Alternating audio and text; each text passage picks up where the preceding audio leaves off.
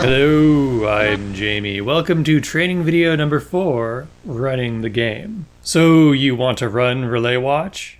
Good news! The game is based on Tricube Tales, one of the easiest systems you can run games for. Once you understand the basics of Relay Watch, the rules get out of the way and make plenty of room for fun. There are 3 things a beginner referee needs to know. 1. When to call for a challenge.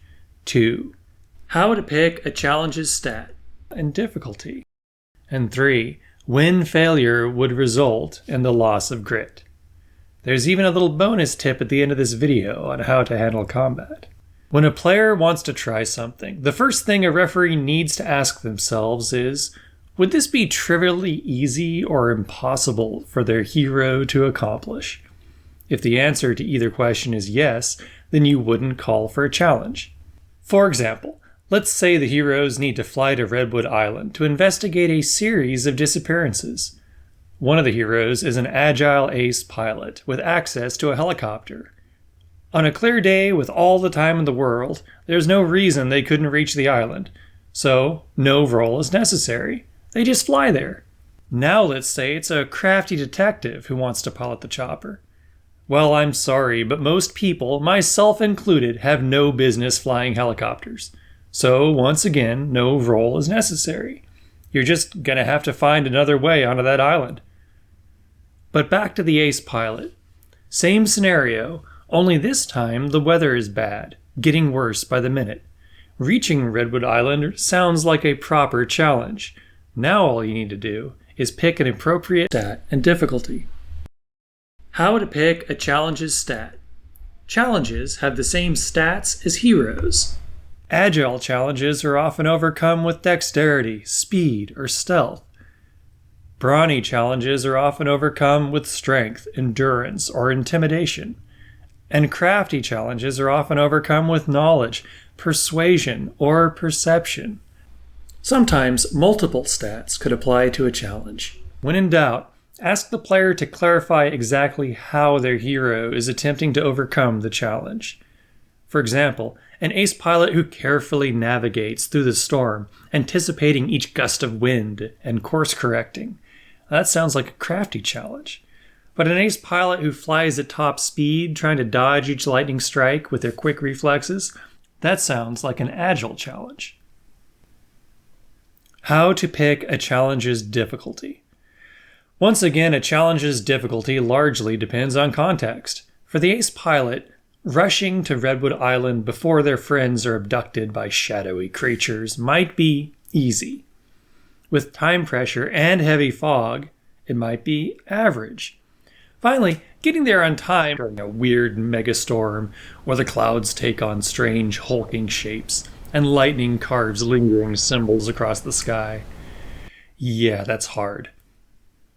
As a rule of thumb, let's say 3 out of 4 challenges will probably be average, with a rare easy or hard challenge thrown in to mix things up. And when in doubt, don't panic. Just pick an appropriate stat, either agile, brawny, or crafty, and the difficulty of 5.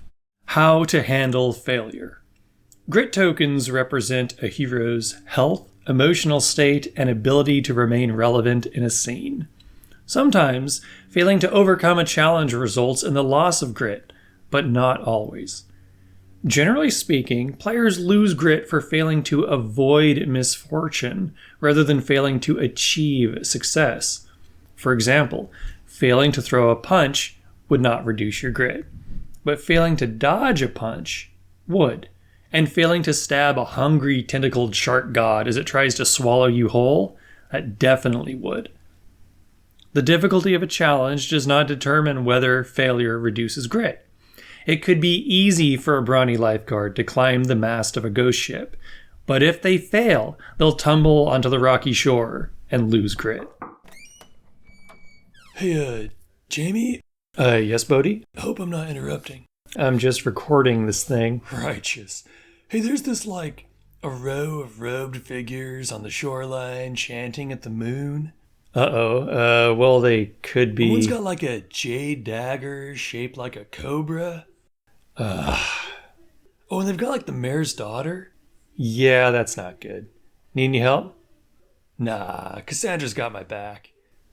Okay, just try not to make a mess this time. No doubt. Cassandra's got that grenade from that thing with the submarine last month.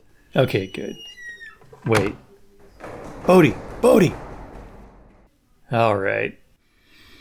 How to handle combat. Combat in Relay Watch is handled just like any other challenge.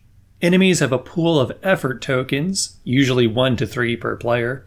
Successfully overcoming a challenge removes 1 effort, and critical success removes 2.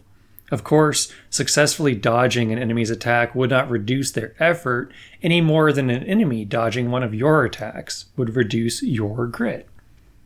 As the effort tokens are removed, so are the enemies, in whatever way makes the most sense. Here are just a few examples of challenges during combat. Shooting a cultist with a flare gun, fleeing from battle, or dodging a hail of spiders would be an agile challenge. Trying to punch a cultist, intimidate them so they flee, or blocking a punch would be a brawny challenge. Taunting or distracting an enemy, or using the cultist's own magic relics against them would be a crafty challenge. Remember, anyone can try anything as long as it makes sense. You don't have to be brawny to throw a punch, nor do you have to be crafty to try to distract enemies with mind games. That said, you might need a background in the occult to make proper use of a heavy tome to thwart a summoning ritual. That is, unless your idea of proper use involves wielding the tome like a blunt weapon, in which case, yeah, give me a brawny 5 roll. And that's it.